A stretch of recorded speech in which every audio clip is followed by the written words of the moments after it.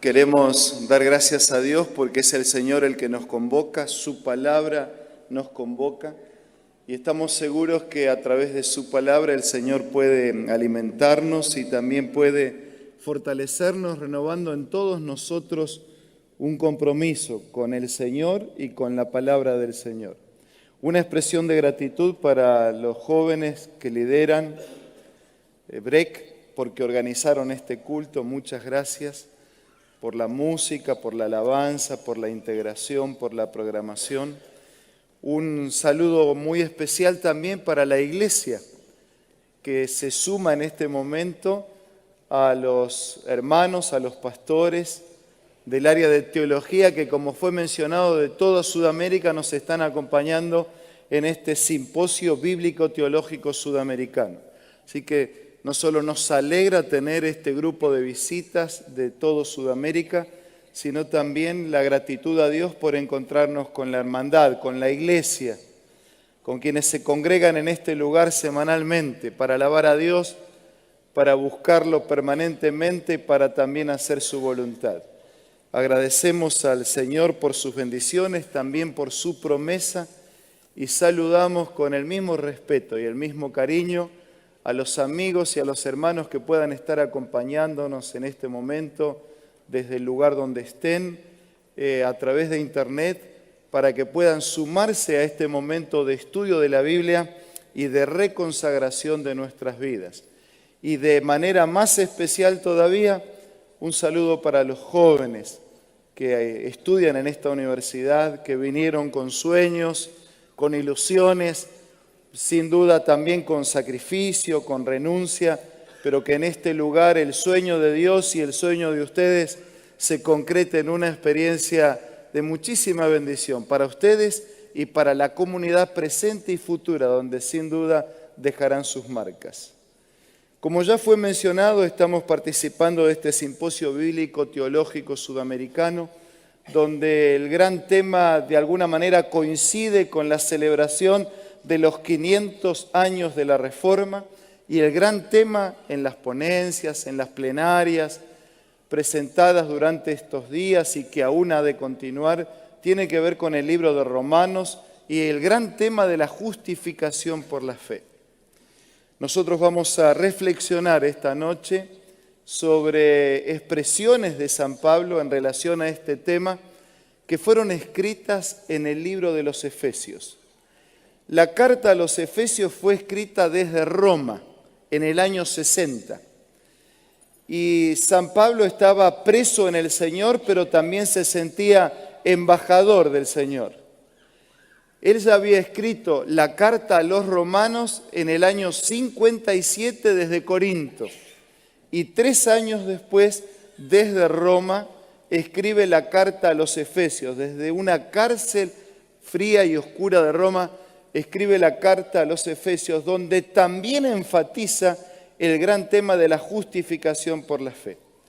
Yo recuerdo cuando el pastor David Gullón, que no sé si está en este momento en el culto, pero hace 43 años, mientras estudiábamos teología, compartió para nosotros una declaración que sin duda muchos de ustedes conocen, de Elena de White, definiendo así de manera concentrada pero clara este gran tema de la justificación por la fe. Justificación por la fe es la obra de Dios que abate en el polvo la gloria del hombre y hace por éste lo que éste no puede hacer para ser salvo. Y aunque pasaron años, recordamos ese mensaje tan claro, tan nítido, que nos invita a recordar permanentemente que la salvación tiene que ver con la gracia y con un presente de Dios para rescatar y redimir a sus hijos de las consecuencias del pecado. Y nosotros vamos a encontrar aquí en el capítulo 2 de Efesios, versículos 11 en adelante, los efectos, los resultados, los frutos, las consecuencias de ese actuar de Dios justificando al pecador. Y vamos a comenzar nuestra lectura desde el versículo 11, buscando estas consecuencias de la obra transformadora de Dios en nuestra vida. buscando también la manifestación de su gracia que nos alcanza, que nos cubre y que abre un camino diferente de esperanza para todos. Desde versículo 11 en adelante, Efesios 2, leemos: Por lo tanto, acordaos de que en otro tiempo vosotros los gentiles, en cuanto a la carne, eras llamados incircuncisos, por la llamada circuncisión hecha con mano en la carne. En aquel tiempo estaban sin Cristo, y sin Cristo estaban alejados de la ciudadanía de Israel, estaban ajenos a los pactos de las promesas, sin esperanza y sin Dios en el mundo. Comienza a describir la situación de aquellos que antes estaban sin Cristo. Y sin Cristo, dice el apóstol, estamos alejados de la ciudadanía, estamos ajenos a ese pacto y a esa promesa de Dios que abre un camino de esperanza. Estamos alejados del Señor y de las bendiciones que Él quiere proveer en el rescate del pecado. Pero dice el versículo 12, pero ahora en Cristo Jesús, ustedes que en otro tiempo estaban lejos, ahora están cerca por la sangre de Cristo. Sí, así como el pecado separó, porque produjo una brecha entre la criatura y el Creador, así como el pecado alejó la gracia del Señor, su muerte, su sacrificio, su sangre nos acerca, nos reencuentra y nos reconcilia. Dice, ustedes estaban lejos, pero ahora están cerca. Pero tanto para uno como para otros, los que aparentemente estaban más lejos o los que estaban más cerca, estaban necesitados de la misma gracia perdonadora y transformadora del Señor. Es interesante poder reconocer a través de la experiencia de Pablo cómo el Señor ha obrado, obra y desea continuar obrando en la vida de cada pecador, transformándolo para el presente, pero sobre todo preparándolo para la eternidad. Nosotros podríamos resumir como primer fruto, consecuencia, en un par de palabras: Cristo nos atrae. La justificación por la fe se refleja en un Cristo que nos atrae. Es verdad que a veces las personas de alguna manera buscan algo diferente para la vida, pero encontrarnos con Dios es siempre el resultado de la atracción del Señor. No soy yo el que sale a buscar al Señor, es el Señor el que deja los cielos y sale a buscarnos. En la miseria de este mundo de pecado, vino a buscar y salvar lo que estaba perdido. Justificación por la fe en la experiencia de Pablo es Cristo que atrae. Atrae por su vida, atrae por su venida a esta tierra, atrae por su muerte, atrae porque busca a los que están lejos para acercarlos a Él. Atrae porque redime por su sangre, porque obtiene la victoria por su resurrección. Por eso dice, los que estaban lejos han sido hechos cercanos por la sangre de Cristo. Primer fruto, primera bendición, primer beneficio, Cristo nos atrae. Segundo, desde versículo 14, Él es nuestra paz, que de ambos pueblos hizo uno, derribando la pared intermedia de separación, aboliendo en su carne las enemistades, la ley de los mandamientos expresados en ordenanzas, para crear en sí mismo, de los dos, un solo y nuevo hombre, haciendo la paz, y mediante la cruz reconciliar con Dios a ambos en un solo cuerpo, matando en ellas las enemistades. Vino y anunció las buenas nuevas de paz a los que estaban lejos y a los que estaban cerca. Y por medio de los unos y los otros, en Él tenemos entrada por un mismo espíritu al Padre. La discusión con los judíos y con los gentiles, los que se creían que estaban bajo la gracia protectora de Dios y los otros que no eran merecedores de la gracia del Señor. Tanto que en la pared divisoria del templo había carteles que anunciaban que no era permitida la entrada a esos gentiles o extranjeros. No había lugar para ellos, según ellos, no había lugar para los otros en el plan y en el proyecto de Dios. Pero Jesús no solo vino a esta tierra para traer paz. Dice San Pablo, Él es la paz. Cristo es la paz que reconcilia. Cristo es la paz que une a la criatura con el Creador y al pecador arruinado por sus pecados a una esperanza y proyección de eternidad. Él es la paz. De ese pueblo cercano y lejano hizo un solo pueblo. Derribó la pared de separación. Dejó a un lado esas divisiones para unir, para crear en sí mismo un solo y nuevo hombre, haciendo con Dios a ambos en un solo cuerpo. Él es la paz. Por eso la segunda bendición, beneficio, el segundo efecto, fruto de la justificación es que Cristo es nuestra paz. Cristo es nuestra paz. Los pecados producen enemistad, culpa, fracaso. Los pecados alejan, arruinan, dañan, destrozan. Pero Cristo es la paz. Murió para que podamos vivir. Ofrendó su sangre para limpiar nuestras conciencias y limpiar nuestras vidas. Él es la paz. Julio César, que era un pagano, dijo, si quieres paz, prepárate para la guerra.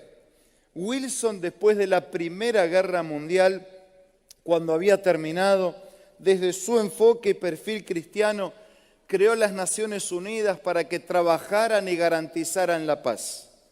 Mahatma Gandhi trabajó por una paz política, social y económica para unos 300 millones de personas. Martin Luther King trabajó por la paz entre negros y blancos en América del Norte. Pero la Biblia dice que Jesús, que Cristo es la paz, para judíos y para gentiles, para los que están lejos y para los que están cerca, para los que ya estaban alcanzados por el pacto y la promesa de Dios y para los que se sentían alejados e inmerecedores de ese pacto y de esa promesa del Señor. Cristo es nuestra paz. Tercera bendición, versículo 19 en adelante. Por eso, porque Él es la paz, porque Él nos atrae, porque su obra es redentora por excelencia. Por eso, dice versículo 19, ya no sois extranjeros ni forasteros, sino conciudadanos de los santos y miembros de la familia de Dios, edificados sobre el fundamento de los apóstoles y profetas, siendo la principal piedra del ángulo Jesucristo mismo, y en Él todo el edificio bien coordinado va creciendo para ser un templo santo en el Señor, en quien vosotros también sois juntamente edificados para morada de Dios. Y aquí encontramos tres bendiciones más, bajo tres figuras diferentes. La figura de la ciudad, la figura de la familia y la figura de un edificio. Por eso la tercera bendición es Cristo nos hace ciudadanos. No solamente nos atrae, no solamente es nuestra paz, Cristo nos hace ciudadanos. No son más extranjeros, no son forasteros. Forastero el que pasa y extranjero el que viene y se queda. No son ni forasteros ni extranjeros. Ustedes son ciudadanos. Hay una ciudad que no es esta ciudad. Hay un mundo que no es este mundo. Hay una vida que no es esta vida. Y Jesús ofrece su vida para que nosotros tengamos la vida de Él. Él vino a esta tierra para redimir a una raza lastimada por el pecado y arruinada por el pecado. Por eso dice, ya no son extranjeros ni forasteros, son ciudadanos, son más que ciudadanos, son conciudadanos de los santos. Hay una ciudad que no es esta. Hay una ciudad de valores eternos.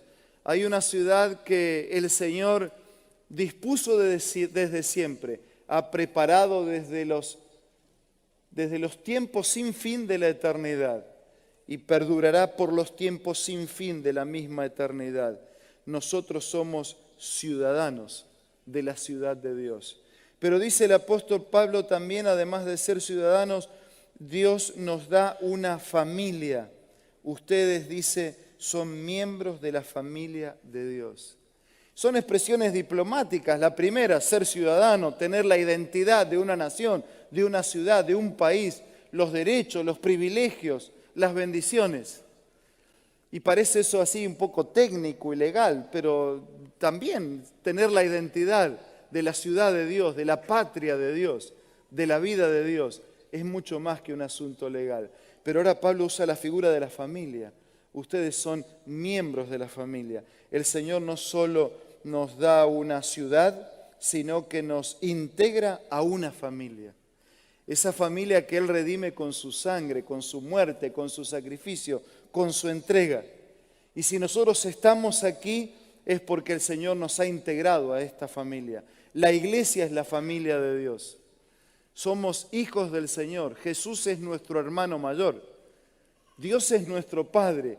Somos hermanos, hermanos por la sangre derramada del Señor, y por esa sangre somos adquiridos para ser parte de la familia de Dios. Sí, no es la separación de la que hablaba unos pasajes anteriores. Unos están cerca, otros están lejos. Todos podemos estar próximos al Señor cuando recibimos su gracia y cuando aceptamos su desafío y su proyecto de vida para nosotros. Y la última bendición de estas 5, Cristo nos atrae, Cristo nuestra justicia, Cristo nos hace ciudadanos, Cristo nos hace integrando su familia. La última es, Cristo nos edifica en su templo. La iglesia es un templo en construcción. Todavía no está terminado. No está terminado porque hay cosas que tienen que ser hechas en nuestra vida. Y no está terminado ese edificio porque todavía hay otras piedras que deben ser incorporadas en el edificio de Dios. La iglesia es un edificio en construcción. Y estamos aquí en esta noche para dar gracias. Y estamos aquí en esta noche para entender, no como algunos entienden que la reforma terminó hace 500 años o que está queriendo terminar ahora. Creemos que la reforma continúa en nuestras vidas, debe continuar en la vida de la iglesia. Hay un edificio, el de Dios, que completar. La iglesia, el cuerpo del Señor. Ese edificio que va creciendo para ser un templo santo, en quien ustedes también son juntamente edificados para la morada de Dios. La iglesia es un edificio en construcción y el Señor nos ha llamado a todos a ser parte de este edificio y a ser parte de este proyecto del Señor. Estamos aquí para dar gracias a Dios en esta noche. Estamos aquí para sentir una vez más que Jesús nos busca, para sentir una vez más que Él nos atrae, su gracia, su perdón, su abrazo. Ese abrazo del Señor que puede juntar esos dos pueblos, judíos y gentiles, y abrazar al pagano incrédulo y al mismo tiempo abrazar al fariseo para decirle a los dos que su gracia está a disposición para redimirnos, para rescatarnos y para transformarnos. Estamos aquí, queridos jóvenes y hermanos, profesores, pastores e iglesia. Estamos aquí para reconocer y percibir una vez más que somos atraídos por el Señor. Él nos atrae, Él nos busca, en su amor, en su misericordia. Estamos aquí para reconocer una vez más que Él es nuestra paz, para reconocer que Él nos desea ser ciudadanos de su reino. Él quiere incorporarnos definitivamente a su familia y Él quiere completar el edificio de su iglesia preparando un pueblo para la eternidad. Por eso estamos aquí. Estamos aquí para recibir un nuevo abrazo del Señor. Tal vez, algunos están aquí para recibir el primer abrazo del Señor. Tal vez algunos de los que están acompañando en este momento están necesitados de un nuevo abrazo o del primer abrazo del Señor. No porque el Señor no haya querido darlo antes, sino porque nosotros posiblemente hayamos sido reacios, desatentos o descuidados para recibirlo. Pero aquí estamos para recibir un abrazo que perdona, que restaura y que transforma. Estamos para renovar un compromiso de gratitud con ese Señor, con ese Dios, con ese proyecto de salvación que a nosotros llega y que por nosotros debe llegar a otros conforme al plan divino. Estamos aquí para levantar ese estandarte de la reforma, de solo la Escritura, solo la fe, solo Cristo.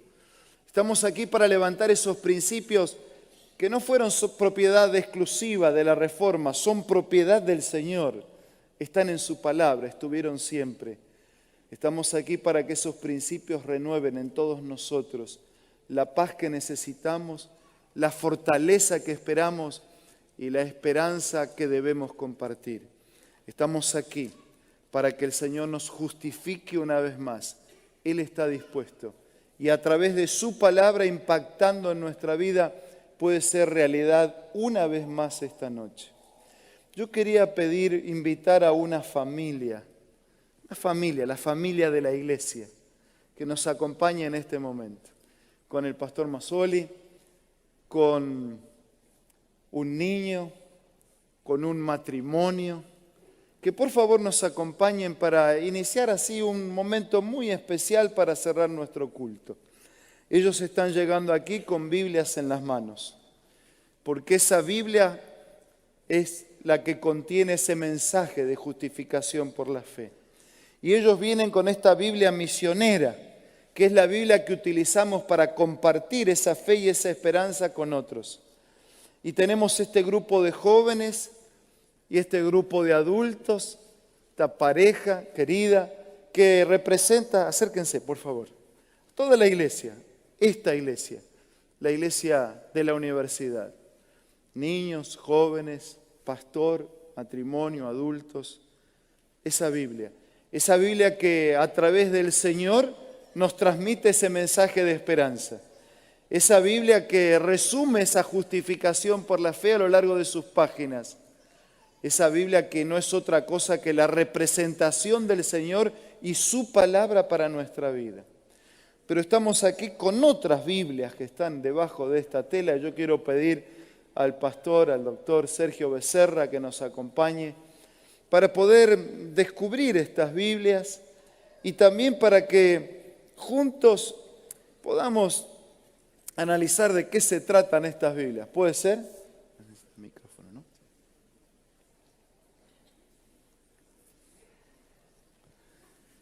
Pastor, usted me ayuda, puede ser. Por ejemplo, esta Biblia que está aquí, ¿podría contarnos de manera resumida de qué se trata? Bueno, estamos recordando los 500 años del comienzo de la Reforma y hablando sobre uno de los grandes aportes de la Reforma, uno de los más importantes de Lutero fue traducir la Biblia al idioma alemán, al idioma del pueblo. Y esta es una copia, la Biblia de Lutero, que no es de la misma época, pero que replica la manera como fue impresa, ilustrada y presentada en ese momento al pueblo alemán. Yo quiero pedirle al pastor Darío y al pastor Iván, en representación de la administración de la iglesia, que ellos tengan la bondad de venir, para que podamos dejar así con ellos esta Biblia de Lutero, el mismo mensaje, el mensaje eterno, el mensaje de la justificación por la fe, el mensaje de Cristo, el mensaje de salvación. No importa los años, el mensaje inalterable de un Dios que siempre buscó para salvar. Y esta otra Biblia, pastor. Este es un facsímil. Un facsímil no es el original, sí que no es una copia similar de la primera traducción de la Biblia al español, hecho por Casiodoro de Reina, que es conocida como la Biblia del oso, porque hay una ilustración de un oso en la tapa. Así que es esta primera Biblia que pudo estar en el idioma alemán, castellano, justamente gracias a este monje Jerónimo. Yo quería pedirle al pastor Adolfo Suárez y a todos los rectores de la sede del SALT que están aquí, de las distintas sedes del SALT de Sudamérica, que por favor nos acompañen para poder ir recibiendo esta Biblia y las otras Biblias, con este mensaje de un Dios que a través de los siglos siempre se ocupó para que su palabra transformadora y su proyecto de salvación llegara a todos. Pastor Adolfo es el rector del SAL para todo Sudamérica. Pastor Sergio, ¿y esta otra Biblia? Esta Biblia es una Biblia en español del año 1877 que perteneció al pastor Santiago Mangold, que es uno de los primeros pastores que fueron consagrados pastores aquí en Sudamérica en torno al año 1916. Uno de los primeros pastores ordenados en Sudamérica. Voy a dejar esta Biblia con el líder del SALT de Perú, uno de los líderes, Pastor Luder, por favor. Cuéntanos algo de la otra Biblia. La siguiente Biblia es una Biblia en inglés, una Biblia de familia, que data del año 1767.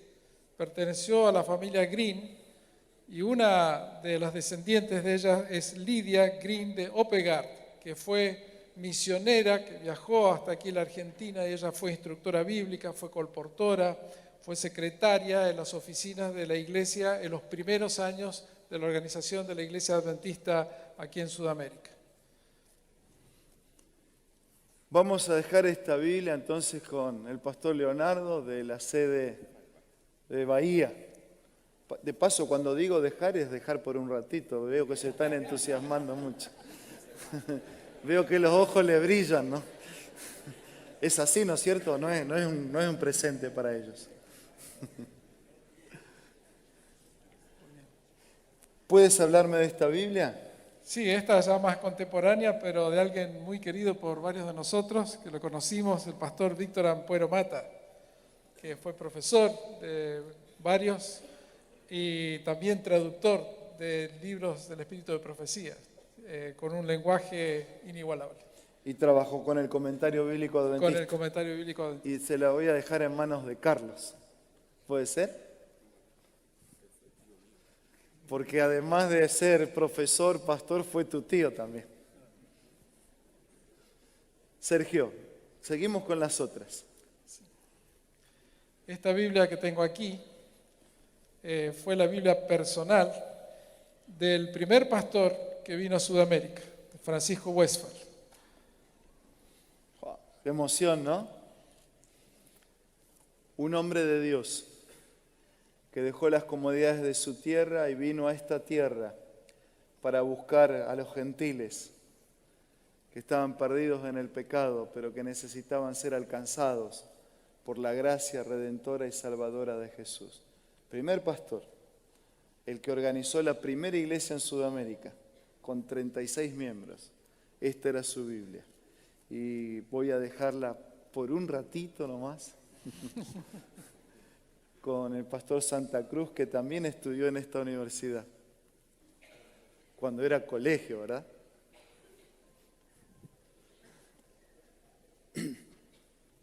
Bien, esta otra Biblia es la Biblia del hermano del pastor Westphal, que se llamó José, que vino unos años después y fue pastor aquí y el primer presidente de la División Sudamericana. Esta Biblia se la podría llevar al pastor Ayrton Keller, ¿No es cierto? Que de paso él manda saludos para la iglesia, sus oraciones, su respeto para todos ustedes también. La Biblia del primer presidente cuando se organizó la iglesia en Sudamérica. Voy a dejar con Pastor Walter Alaña de Chile.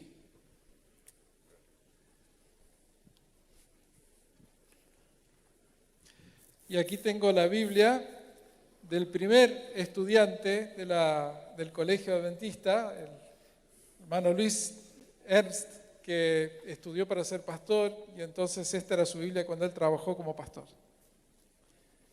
Le voy a dejar en manos de este joven estudiante, ¿no?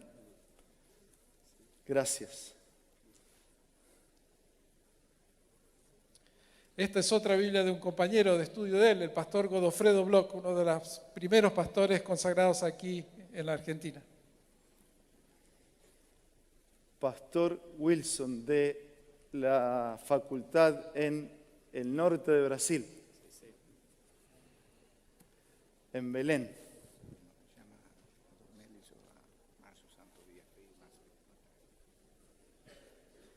Pastor, acá tenemos dos Biblias grandecitas, ¿no? No sé si las vamos a entregar, estas están medio pesadas. De paso, no, las vamos a tener que entregar. De paso, creo que está faltando ahí los líderes o integrantes del sur, de Paraná, del IAP. Si no está, aunque sea el pastor Marcio, puede acompañarnos, por favor. Y también Dorneles de UNASP. Ahí completamos las sedes.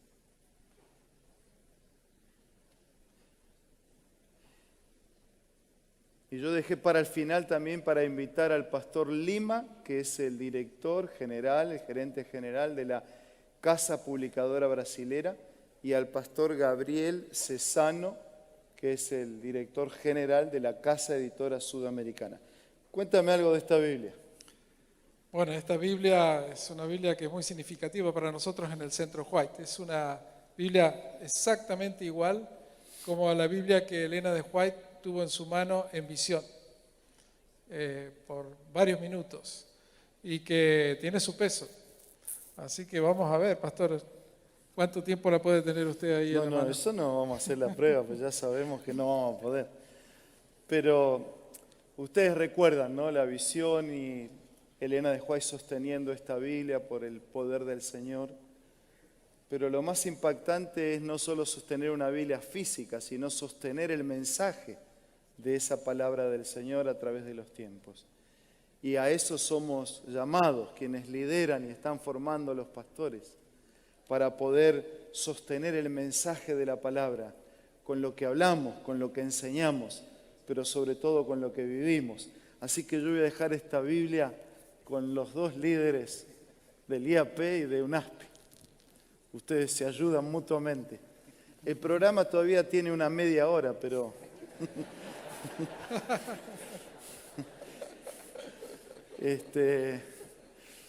no necesitan levantarla, ¿no? Pastor Lima y Pastor Cesano, ustedes pueden venir, por favor, hasta aquí.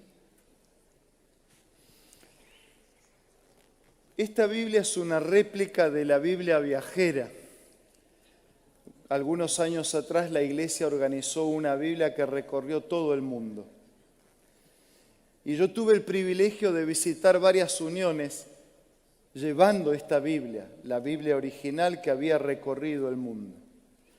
Y cuando había llegado a esa unión, estaba un poco lastimada, afectada sus tapas.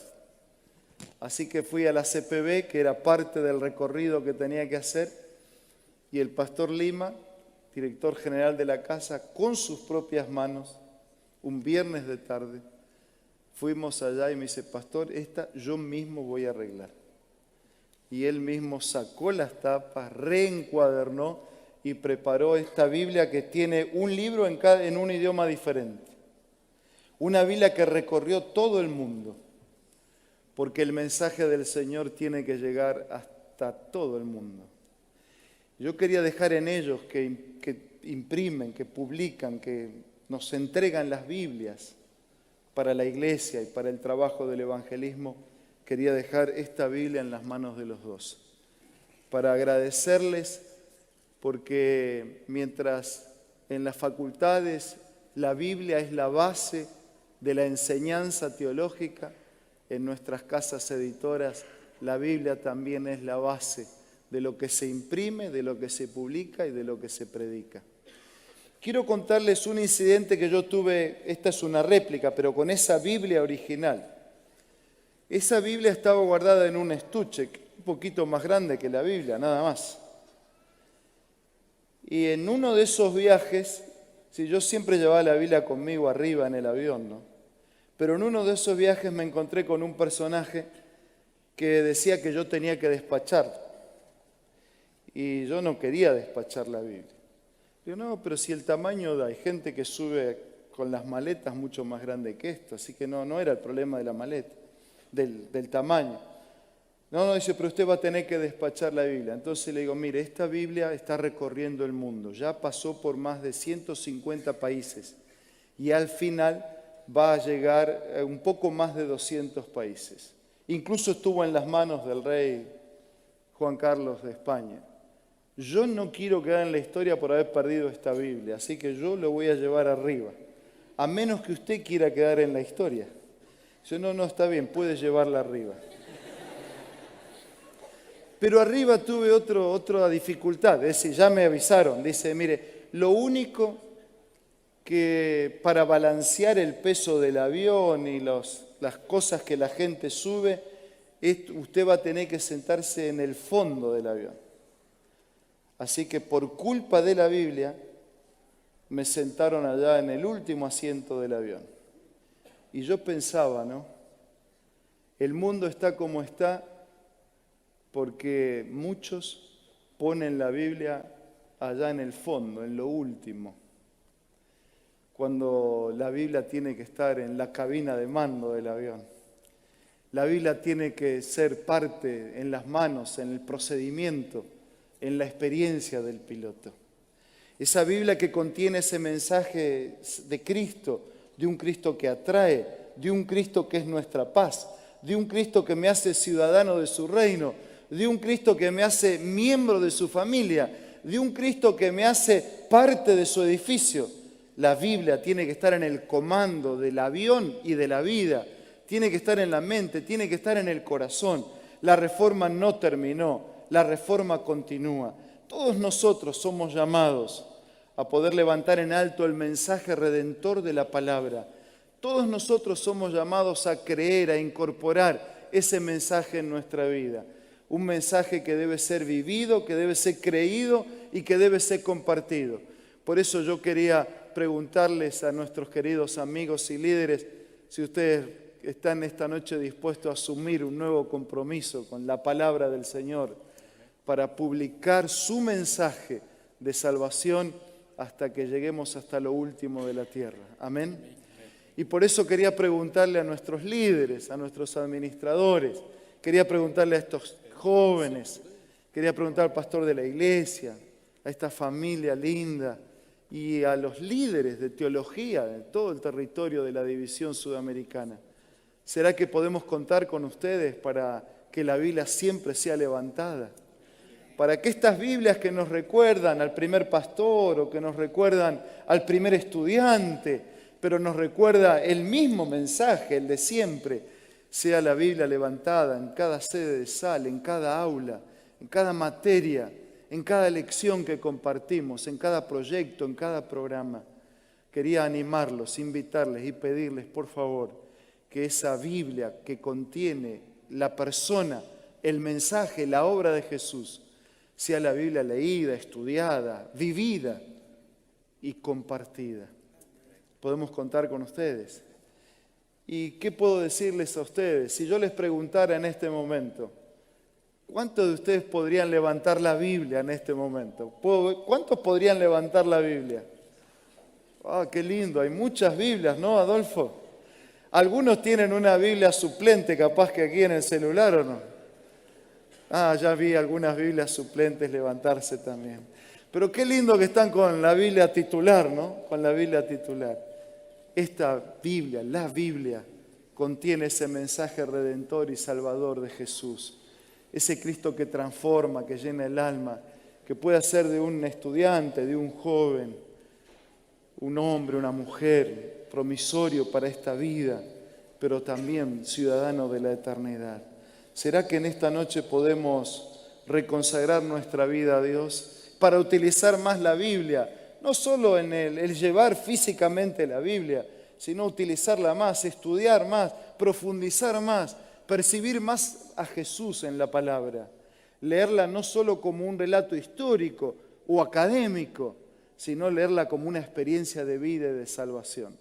¿Será que los jóvenes, será que la iglesia, los amigos, los profesores, los que estamos aquí, podemos aprovechar este momento para renovar un compromiso con Dios, con su palabra y con su proyecto de salvación para nuestra vida.